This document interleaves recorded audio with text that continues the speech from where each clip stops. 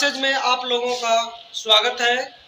जो इस चैनल को ना सब्सक्राइब किए हो, इस चैनल को सब्सक्राइब करिए, क्योंकि बोर्ड एग्जाम होना है सुनिश्चित है और बोर्ड एग्जाम के तहत आप लोगों को अनिवार्य रूप से बताई जा रही है जो बोर्ड एग्जाम में आने वाले तथ्य होंगे या चैप्टर होंगे, उसी के बारे में आपको लगभग इस आरटीए क्लासेज में बोर्ड के परीक्षा तक बताया जाएगा।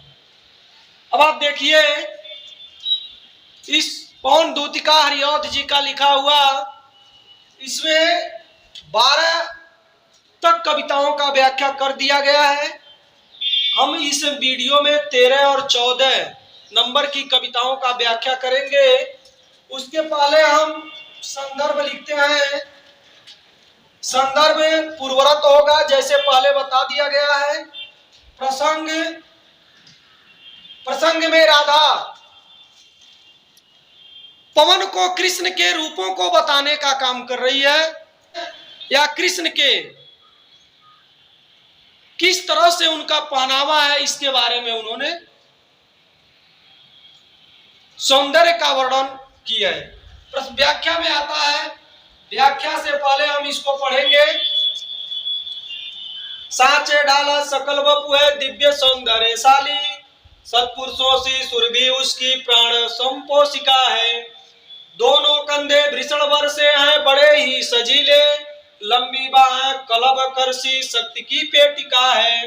राजाओं सा सिर पर लसा दिव्य अपिंड होगा, शोभा होगी उभय श्रुति से स्वर्ण के कुंडलों की। नाना रत्ना कलित भुज में मंजू केयूर होंगे, मोती माला लसित उनका कंबुसा कंठ होगा।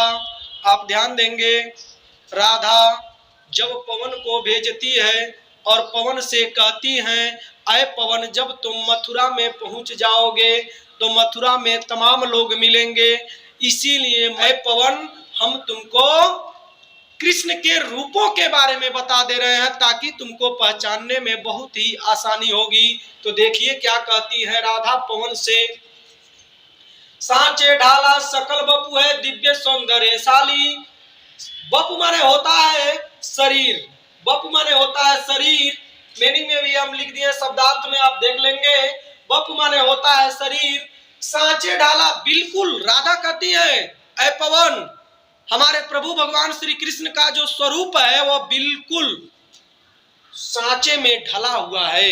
एकदम ऐसा आभास होगा कि बिल्कुल सांचे में, किस सांचे में प्रभु को बनाए हैं, ऐसा राधा कहते। दिव्य सौंदर्यशाली, उनका जो शरीर होगा वो दिव्य है, सौंदर्यशाली है, बहुत ही सुंदर उनका शरीर लगता है। आगे देखिए, सत पुष्पों सी सुरभि उसकी प्राण संपोषिका है। सत्पुरुषों के समान, अच्छे लोगों के समान उनकी जो सुरभि होगी वह सभी को प्रसन्नचित करने वाली, उनके मन की जो, उनका रूप जो है वो सभी के मन को प्रसन्नचित करने वाली है, बहुत ही अच्छे हैं। दोनों कंधे भीषण वर से, और दोनों कंधे उनके जो होंगे, भीषण माने होता है बैल, अर्थात बैल के गांव में देहाती भाषा, बैल को आप देखे होंगे, और ठीक बैल के कंधे के समान भगवान श्री कृष्ण का कंधा उन्हीं के ठीक समान होगा, बड़े ही सजीले, बहुत ही सुंदर लगता है। लंबी बाहें कलब करसी, और उनकी लंबी बाहें, कलब कर माने हाथी का सूंड, हाथी के सूंडों के समान उनकी जो लंबी बाहें बहुत ही सुंदर और उनके रूप को सजाने का काम करती है। और तमाम उनकी जो हाथी के समान उनकी बाहें हैं, वे बाहें अन्य शक्ति की पेटिका हैं, अन्य शक्तियों को प्रदान करने वाली हैं। तमाम शक्तियां उनके बाहों में हैं, जो हाथी के सूंड के समान उनके बाह हैं। 13 तक व्याख्या हो गया।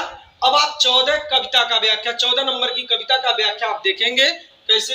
राजाओं सा सिर पर लसा दिव्य अपिंड होगा। अपिंड माने होता है मुकुट, अपिंड माने होता है मुकुट। राजाओं सा सिर पर लसा, अर्थात राजाओं के समान भगवान श्री कृष्ण के सर पर एक दिव्य मुकुट लगा होगा जो बहुत ही सुंदर लगता है और उनको सुशोभित करता है।